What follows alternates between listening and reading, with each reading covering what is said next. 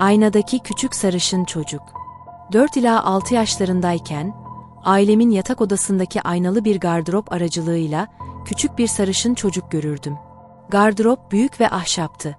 Ancak üzerinde aynalı süslemeler vardı ve alt kısmında tüm çevresini saran aynalar bulunuyordu. Yere yatıp bu alt aynalara baktığımda, bazen odanın köşesinde oturan küçük bir sarışın çocuğu görürdüm. Kırmızı bir kazak giyerdi. Bana sırtını dönmüş şekilde bahçeye bakan pencerelere doğru bakardı. Onun yüzünü hiç hatırlamıyorum. Onu çok sık gördüğümü sanmıyorum ama görüntüsü hala çok net bir şekilde aklımda.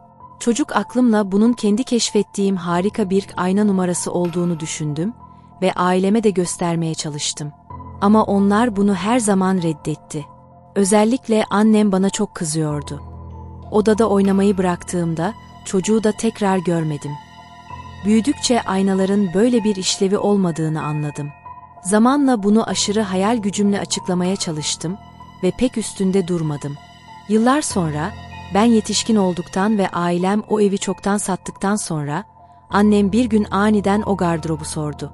Sonrasında bana, o küçük çocuğu kendisinin de gördüğünü söyledi. Ama aynalarda değil. Bazen göz ucuyla yemek yaparken, çocuk boyunda sarı saçlı bir şeyin geçtiğini görür gibi oluyormuş ve rüyalarında görüyormuş. Çok sık yaşanmasa da, onları yeterince ürkütmüş. Ben aynı çocuktan bahsettiğimde, annem korkudan dehşete kapılmış. O evde başka garip olaylar da yaşandı ama bu, benim en net hatırladığım olaydı.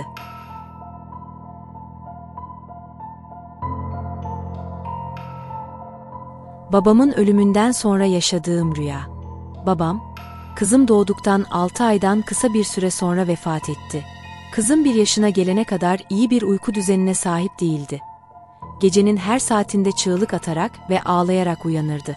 Eşimle birlikte sırayla kalkıp onu sakinleştirirdik. Babamın ölümünden kısa bir süre sonra, bir gece, rüyamda kızımın odasında çığlık attığını gördüm. Rüyamda kalkıp onun odasına doğru yürüdüm.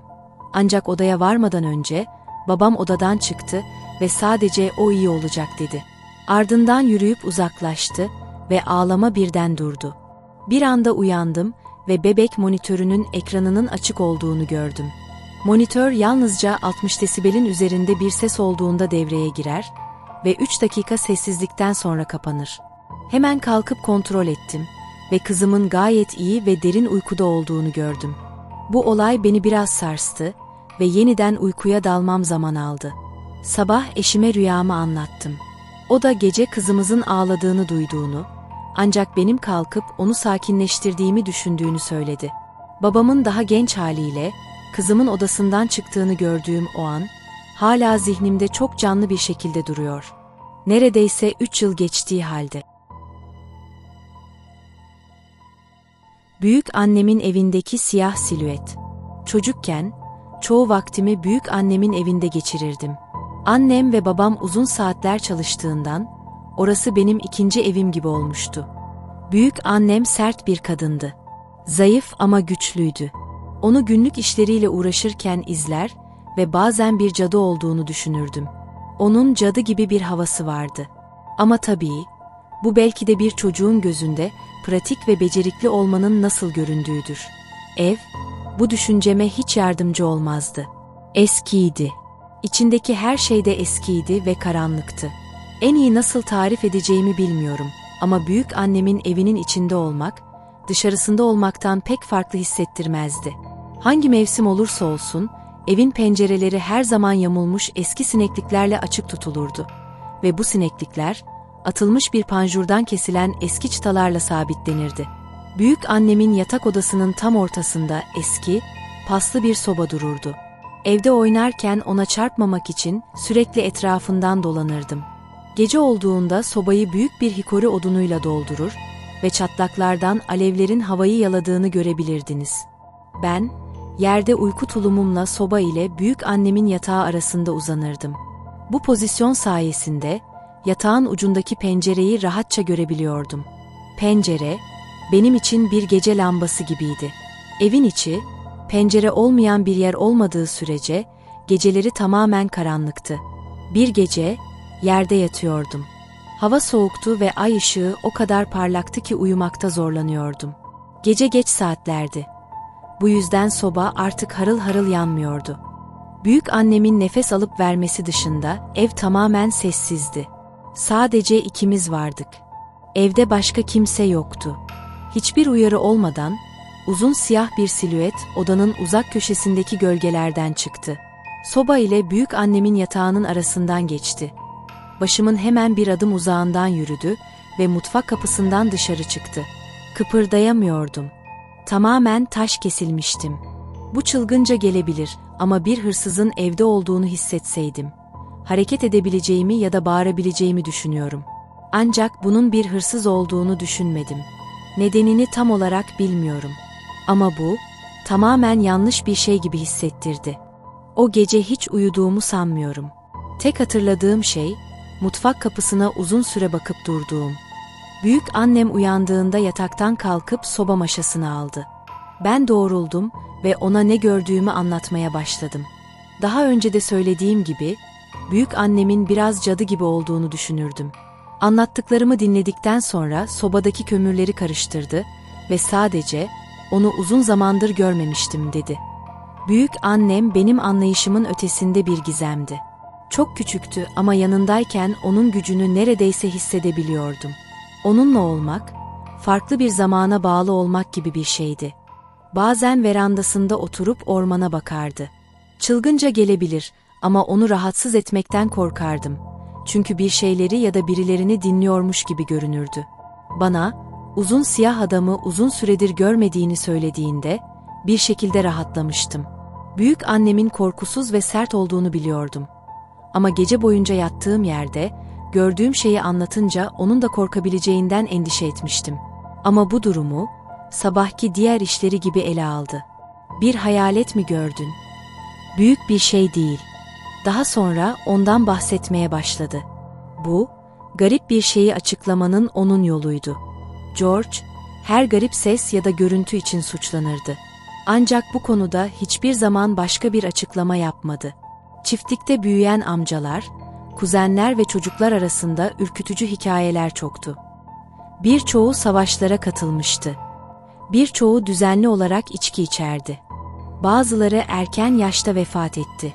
Zor bir yaşamın onları diğer tarafa, eğer böyle bir yer varsa, daha yakın yaptığına inanıyorum. Perili ofis. Bir gün bir müşterinin iş yerine ilk kez haşere kontrolü yapmak için gittim. Ofise girer girmez, duvarda asılı olması gereken bazı resimlerin yerde olduğunu fark ettim. Ayrıca masanın üzerinden fırlatılmış gibi görünen ve etrafa dağılmış bazı kağıtlar gördüm. Döşeme tahtalarına ve çevredeki odalara ilaçlama yapmadan önce her şeyi toparladım. Sonra ofisteki tek tuvaleti ilaçlamak için oraya yöneldim. Her zaman yaptığım gibi, nezaketen kapıyı çaldım. İçeriden bir cevap gelmedi. Çünkü içeride kimse yoktu. Tuvalete girip ilaçlamayı yaptım ve çıkarken kapıyı arkamdan kapattım. Kapıdan uzaklaşırken birisinin kapı kolunu tuttuğunu, çevirdiğini ve kapıyı açtığını duyduğuma eminim. Hemen arkamı döndüm. Ama arkamda kimse yoktu. Sadece salınan bir kapı. Boynumdaki tüyler anında diken diken oldu ve durumu fark ettim. Eşyalarımı kaptığım gibi aşağıya, resepsiyona koştum. Resepsiyonist beni gördü ve kahkahalarla gülmeye başladı. Bana, "Yukarıdaki küçük arkadaşımızla tanıştın mı?" diye sordu. Eski çiftlik evimiz, ürpertici ev hikayesi. Bu hikaye, gençlik yıllarımda yaşadıklarımın bir özeti. Ailemle birlikte bir süt çiftliğinde yaşıyorduk ve o ev, zamanla ürpertici ev olarak anılmaya başladı. İşte orada başıma gelenler. Ev, sürekli bir gerginlik hissi yayıyordu. Sanki her şey yanlış gibiydi ama nedenini anlamak zordu. Evin zemini, üzerinde küçük çukurlar olan eski tahtalardan yapılmıştı. Büyük annem, bu delikleri tıpa benzeri şeylerle kapatmıştı. Ama sabahları uyandığımızda, bu tıpaların yerinden çıkmış ve yerden itilmiş olduğunu buluyorduk. Evde kapı aralıklarına asılı, büyük ve ağır hippi boncukları vardı. Bu boncukların hareket etmesi için ciddi bir rüzgar gerekirdi. Sabahları işe gitmek için kalktığımda ya da evde dolaşırken boncukların birileri içinden geçmiş gibi sallandığını defalarca görüyordum. Ancak odaları kontrol ettiğimde herkes uyuyor oluyordu. Zamanla işler daha da kötüye gitmeye başladı. Sanki ev bizi istemiyordu. Büyük annem bir medyum çağırdı. Evdeki durumu yatıştırmak ya da iyileştirmek için yardım istemişti. Ama medyum, arabasından bile çıkmayı reddetti. Evden kesinlikle uzak durdu ve büyük anneme taşınmamızı söyledi. Çok geçmeden evin etrafında dolanan şeyler ortaya çıkmaya başladı. Ne olduklarını hala bilmiyorum ve öğrenmek de istemiyorum. Sabahları büyük annem, evin etrafındaki çimenlerin ezilmiş ya da çiğnenmiş olduğunu fark ediyordu. Özellikle pencerelerin önünde. Çamaşır ipindeki mandal sepeti parçalanmış ve parçaları etrafa saçılmış oluyordu. Büyük annem sürekli yeni mandal sepetleri almak zorunda kaldığı için bu duruma çok sinirleniyordu. Bir keresinde penceremin dışından gelen tırmalama sesleriyle uyandım. O anda bakmaya cesaret edemedim çünkü neyin o sesi çıkardığını biliyordum. Onunla göz göze gelmek istemiyordum. Sabah olduğunda evin insan boyunda olan yerlerindeki boyanın kazındığını ve çimenlerin yine ezilmiş olduğunu gördük. Bir gün büyük babam tarlada çalışırken büyük annem beni uyandırdı ve birlikte odamda sabaha kadar bekledik. Çünkü o şey evin çevresinde dolanıyordu. Bir sabah saat 4 civarında birkaç tarlanın ötesindeki büyük babamın yanına yürüyordum. Çimenlerin üzeri kırağa kaplıydı. Yürürken arkamdan gelen bir çıt çıt sesi duydum. Durduğumda ses de durdu. Yine yürümeye başladım ve ses tekrar devam etti. Tekrar durduğumda ses bu kez durmadı. Bana doğru hızla gelmeye başladı. O an delicesine koşmaya başladım. 2 tarlayı geçtim. Çitlerin üzerinden atladım ve büyük babamın yanına varana kadar durmadım. Büyük annem ve büyük babam birkaç günlüğüne evden gittiğinde arkadaşlarımla büyük partiler düzenlerdim. Ama ne zaman uyuma zamanı gelse herkes bir odada toplanırdı. Bir seferinde sadece kuzenimle evdeydim. Bilardo oynayıp içki içiyorduk. Gece yarısı civarında ikimiz de oldukça sarhoşken karanlık bir figür belirdi ve "Gidin yatın" dedi. O an sarhoş olduğumuz için "Tamam, neden olmasın" deyip yattık. Ertesi sabah yarım kalan bilardo oyununun toparlanmış olduğunu fark ettik. Kuzenim, gece bizi izleyen o kişiyi sorduğunda o kısmı hatırlamıyordum. Daha sonra ailece o evi terk ettik ve başka birileri taşındı. Kısa bir süre sonra ev yandı. Yangının neden çıktığını bilmiyorum ama bu durumdan fazlasıyla memnundum.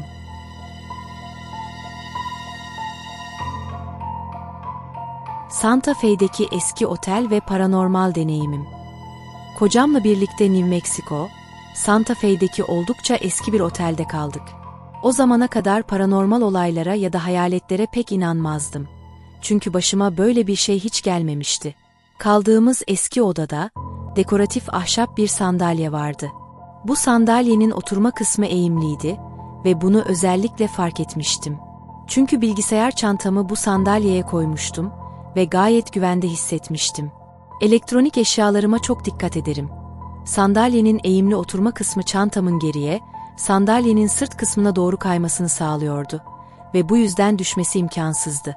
Ayrıca yeni aldığım güzel bir elbiseyi de sandalyenin sırtına asmıştım. Gün içinde gezmeye çıktık ve döndüğümüzde elbisem sandalyenin yanında yerdeydi.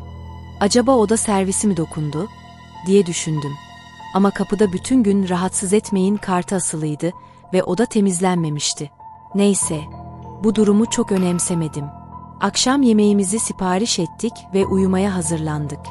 Gece karanlıkta, yatakta uzanmış konuşuyorduk ve neredeyse uykuya dalmak üzereydik ki aniden süper yüksek bir pat sesi duyduk.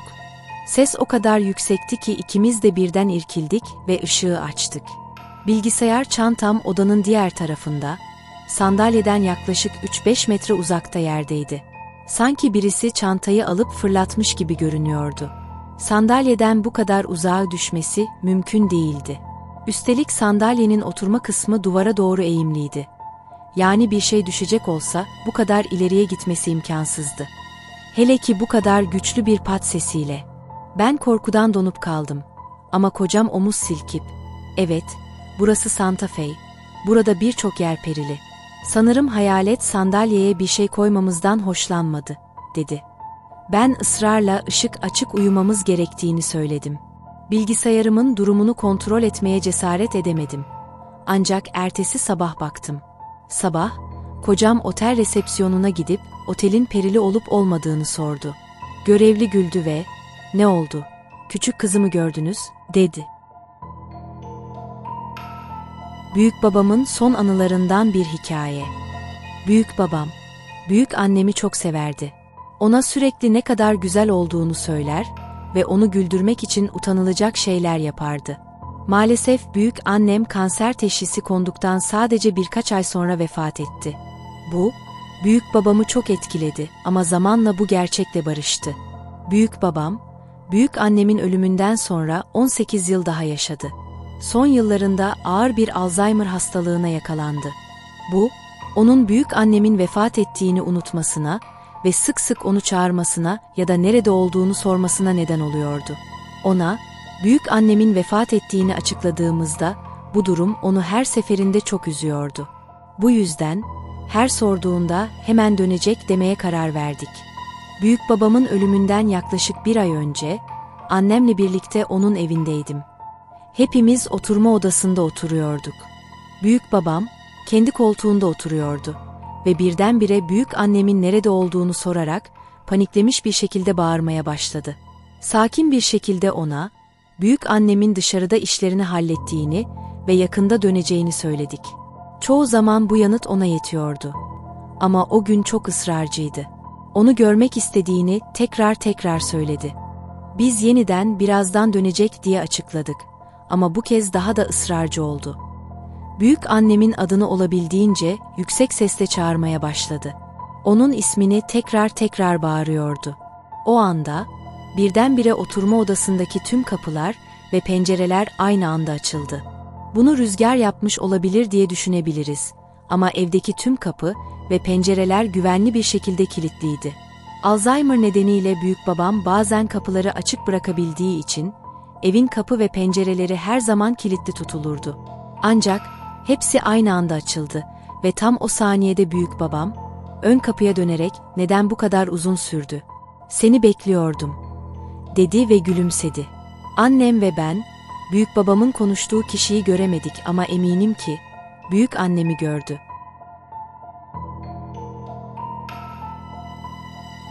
Beklenmedik bir mesaj. Yaklaşık bir yıl önce İş arkadaşım ve ben iş yerimizin yakınında yeni açılan bir kahve dükkanına kahve almaya gittik. O dönemde geleceğim hakkında çok fazla endişe ve kaygı yaşıyordum. Sıradayken önümde bir kadın vardı. Siparişini veriyordu. Ama bir anda konuşmasını yarıda kesip arkasına döndü ve bana baktı. Sonra tekrar baristaya dönüp siparişini tamamladı. Ben de siparişimi verdikten sonra yanıma geldi ve "Merhaba, bu biraz garip gelebilir ama Jim adında birini tanıyor musun?" diye sordu. Bu soru beni tamamen hazırlıksız yakaladı çünkü Jim, benim büyük babamdı. Kanserden vefat etmişti. Farklı bir eyalette yaşıyordu. Bu yüzden bu kadının onunla tanışmış olması imkansız gibiydi. Ona evet dedim. Jim'in büyük babam olduğunu söyledim. Kadın, büyük babamın benim kaygılanmayı bırakmam gerektiğini ve her şeyin yoluna gireceğini bilmemi istediğini söylediğini aktardı. Kahve dükkanının ortasında, şaşkın iş arkadaşım ve birkaç yabancının önünde ağlamaya başladım. Duvarımdaki ışık halkası. 15 yaşındayken bir gece aniden uyandım ve duvarımda garip bir ışık hüzmesi gördüm. Bu, içi küçük parlak dairelerle dolu bir daire şeklindeydi. Işık birden belirdi. 90 derece döndü ve sonra kayboldu. O kadar parlaktı ki, sadece duvarımdaki bir noktaya odaklanmış gibiydi. Sabah olduğunda bu görüntü aklımdan çıkmıyordu ama bunun sadece bir rüya olduğunu varsaydım. Kahvaltı sırasında kız kardeşimle konuşurken bana, "Dün gece rüyamda odam birdenbire ışıkla doldu. İçinde yuvarlak noktalar uçuyordu," dedi. Heyecanla ona, "Bu gerçekten oldu. Ben de uyandım ve gördüm," dedim. Kız kardeşim bir anda dondu ve "Bu nasıl mümkün olabilir? Benim panjurlarım tamamen kapalıydı," dedi. Bugün bile bunu düşündüğümde tüylerim diken diken oluyor. Patlayan ampul. 14 ya da 15 yaşlarındaydım. Gece saat 1 civarında, aşağı kattaki oturma odasında bilgisayar oynuyordum. Annem ve babam üst kattaki yatak odasında uyuyorlardı. Evdeki tek ışık, bilgisayar ekranından ve kanepenin yanındaki bir lambadan geliyordu. Birden, bir erkeğin sesinin ismimi söylediğini duydum. Ne bir fısıltı ne de bağırıştı. Sadece karanlık koridordan gelen sakin, orta seviyede bir çağrıydı. Bunun babam olduğunu düşündüm. Çünkü bazen merdivenin altına gelir ve bana yatağa gitmemi ya da başka bir şey yapmamı söylerdi. Koridora gittim ama kimse yoktu. Merdivenlere baktım ve hafifçe babama seslendim. Ama yukarıdan babamın tanıdık horlama sesi geldi. Bu biraz garipti ama çok üzerinde durmadan bilgisayarıma geri döndüm. 1 dakika sonra aynı sesi tekrar duydum ama bu kez ses sanki hemen yanımdaymış gibi daha ısrarcıydı. Korkuyla sesin geldiği tarafa döndüm ama kimse yoktu. O anda karşıdaki lamba aniden uğuldadı. Işığı titredi ve ampul patladı. Bu olay beni epey ürküttü. Aşağı kattaki tüm ışıkları açtım. Patlayan ampulün parçalarını temizledim ve yukarı kata uyumaya çıktım. Odamda birinin olduğunu hissetmek. 8 ya da 9 yaşlarındayken yatağımda oturmuş çoraplarımı çıkarıyordum. Birdenbire birinin beni izlediğine dair yoğun bir hisse kapıldım. Daha önce böyle bir şey duymuştum ama hiç yaşamamıştım. Sanki kötü niyetli bir şey dolabım ile kapım arasındaki duvarın yanında duruyor ve beni izliyordu. Üzerime büyük bir korku dalgası geldi. Donup kaldım ve birkaç dakika boyunca yere bakarak oturdum. Kımıldayamıyordum. Adeta korkudan felç olmuştum. Bir süre sonra kendimi toparladım ve bu hislerin saçma olduğunu düşündüm. Başımı kaldırıp baktığımda hiçbir şey olmadığını görecek ve bu his ortadan kalkacaktı. Ama kalkmadı. Başımı kaldırıp baktığımda daha da korkmuştum. Hiçbir şey göremedim ama sanki görünmeyen, kötü niyetli bir güçle göz göze gelmişim gibi hissediyordum. Birkaç dakika daha donmuş bir şekilde oturdum. Sonunda, odadan mı kaçsam yoksa bu hisle yüzleşsem diye düşünerek, yavaşça hissettiğim yere doğru ilerledim. Nihayet o varlıkla yüz yüze geldiğimi hissettim ve o anda hissettiğim varlık tamamen gerçek gibiydi. Cesaretimi toplayarak elimi kaldırdım. Duraksadım ve sonra hızla ileri doğru savurdum. Yumruğum duvara çarptı ve o his bir anda kayboldu. O andan sonra bir daha asla böyle bir şey yaşamadım. Bu anlar hala zihnimde çok canlı ve cevaplanması imkansız sorular bırakıyor.